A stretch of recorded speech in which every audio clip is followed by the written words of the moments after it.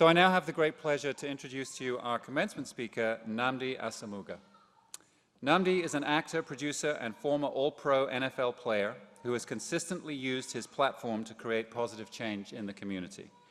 His prolific football career began as a first-round draft pick with the Oakland Raiders, and over the course of 11 seasons, he established himself as one of the most dominant defensive players in the league. After retiring from the NFL, Nnamdi channeled his passion for film and theater into an award-winning career in the entertainment industry.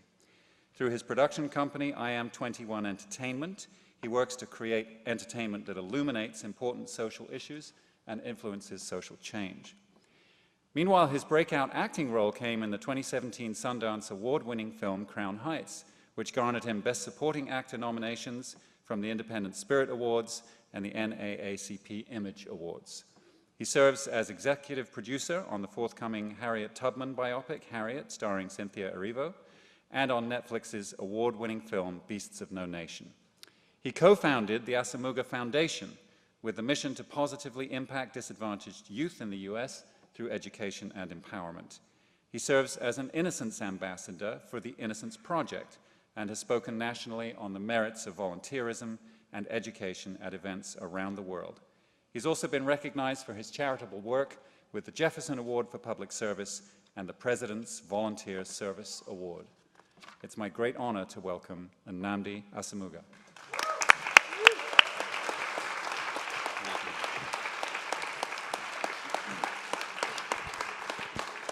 Hey guys, how are you?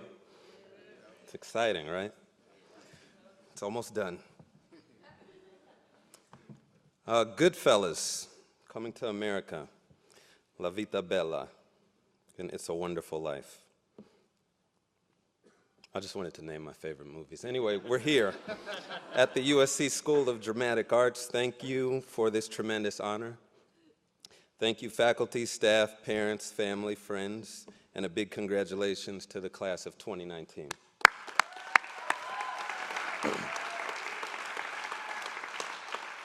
Thank you to my good friend and teacher, Natsuko Ohama.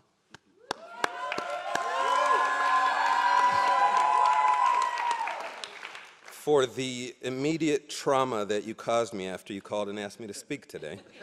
And I responded immediately, sure, I'll do that, absolutely. I was living a carefree life up until that point.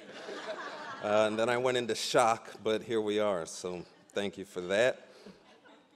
No, I'm grateful to be here. It's truly an honor. I've recently entered into this field that you all have been in for most of your lives. I've spent most of my life on a different stage, the football field, in front of hundreds of thousands of people, and I never really knew what rejection felt like until I started acting. God bless you all for this. But you know what you want to do, and that's what matters. And I think when you're a young person and you know what you want to do, it's a great advantage, especially in this field. So I commend you. My hat's off to you.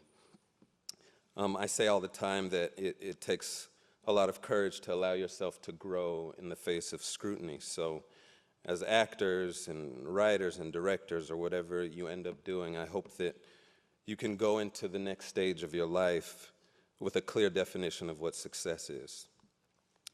A definition that's not measured by your critics, a definition that's not measured by the negative voice on your shoulder or in your head, but measured by your effort and your impact and your resilience and the little victories that you achieve along the way.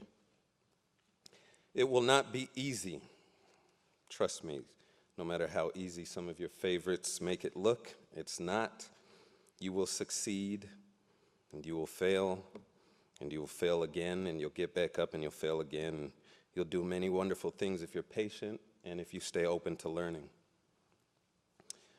As I said earlier, I took the non-traditional path to getting where I am today. Certainly, this was not the plan. And for you all who are in the more traditional path, there will be some twists and turns along the way that you didn't see coming. I think that life has its way of directing you to your next destination, whether you ask for it or not. But no matter the journey, none of them are easy. So I'm here to offer you a few lessons, some things that I learned along the way, and I'm going to mix it up a little bit. I want to share these lessons with you through 4 of my favorite movies. So I'll rewind. Goodfellas, Coming to America, La Vita Bella, It's a Wonderful Life. You have one last homework assignment before you can truly graduate. It's watch those 4 films, and I'm going to tell you why. And I don't care if you've seen them a million times. I don't care if you watched them last night. Just watch them again. These are stories about the journey of life. And I know you're thinking, Goodfellas, it's not really. We're going to get to it, and I'm going to make it work. But these are stories about the journey of life that we're all on, and you guys have been on since birth.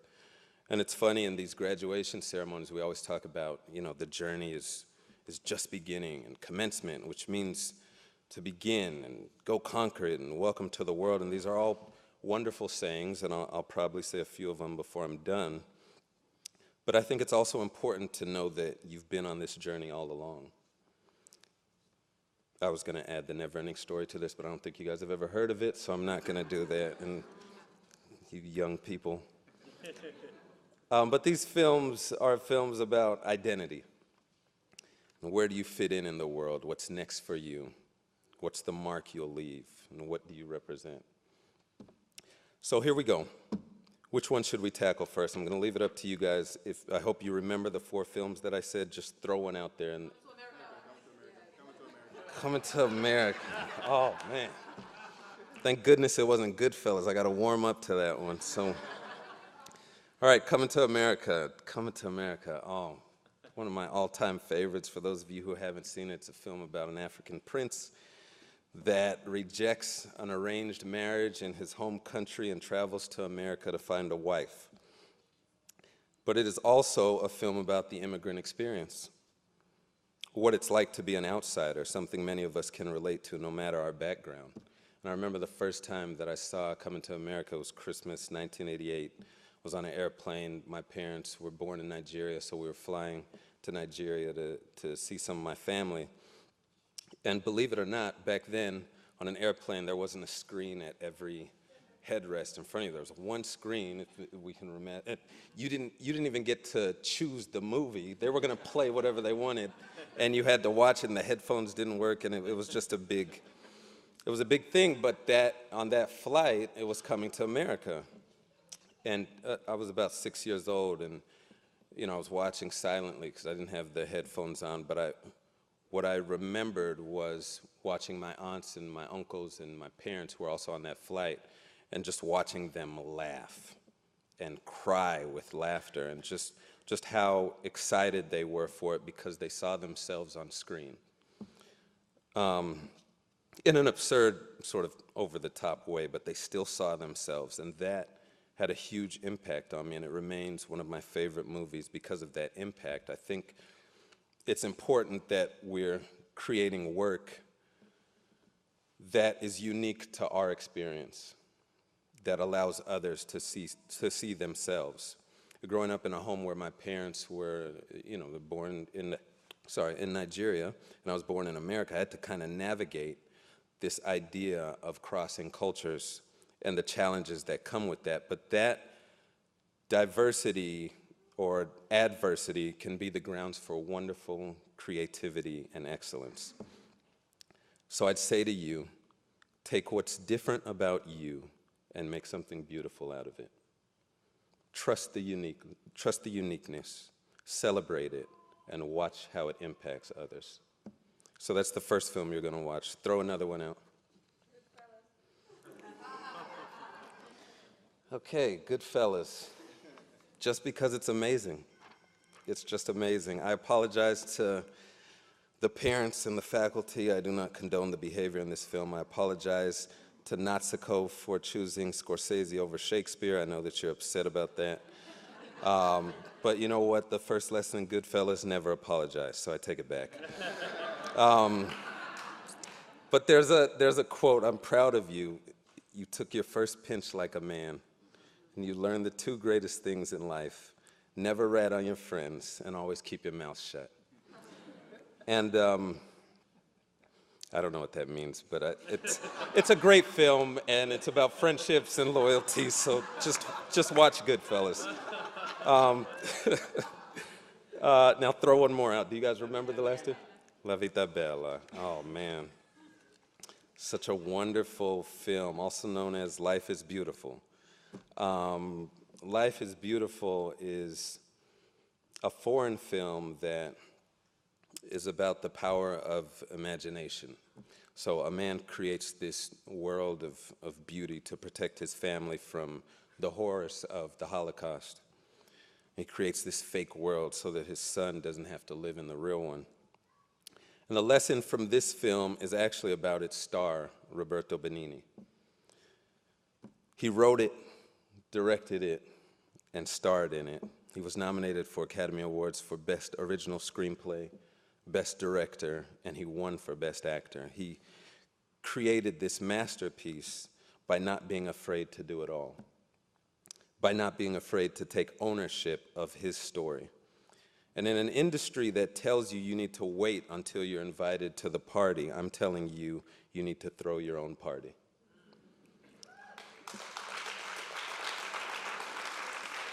Make projects with the $20 in your pocket and a few friends. Find a stage, find an iPhone. Take charge. Pursue your own creative vision and see it through. Write it, direct it, star in it, whatever it takes. Don't wait. Create.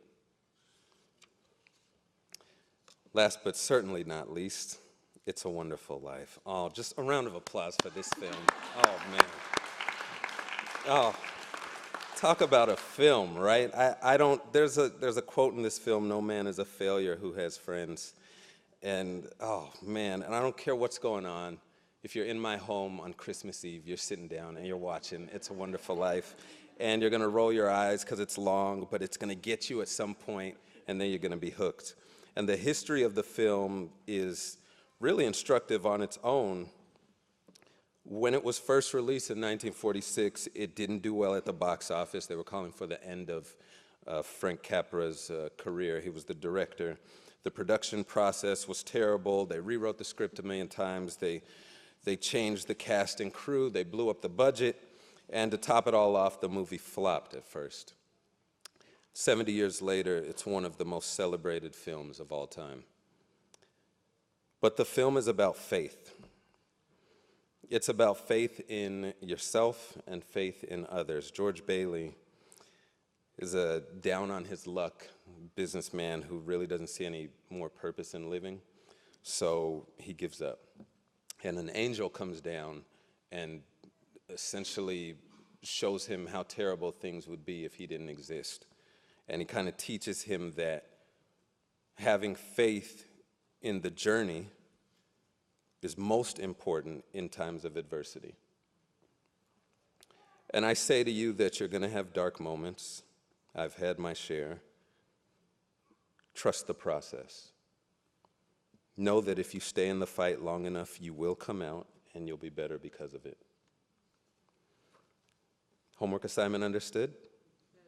You got it? You'll watch these 4 films, you'll learn, you'll remember the lessons. The importance of this is not only the lessons of the films, but to reflect on the important role that narrative storytelling has to impact our lives. This is what you've chosen to do. These films changed my life and inspired me, and now it's your turn to go out and create work that inspires someone else. I'm proud of you. I'm excited for you. Be encouraged. Live life like there's no box. Nothing you've been through will be wasted. Everything you've been through, everything you've learned is just fuel to get you ready for where you're headed. And just so Natsuko doesn't kill me, I will end with a bit of Shakespeare. I can no other answer make but thanks, and ever thanks. Congratulations.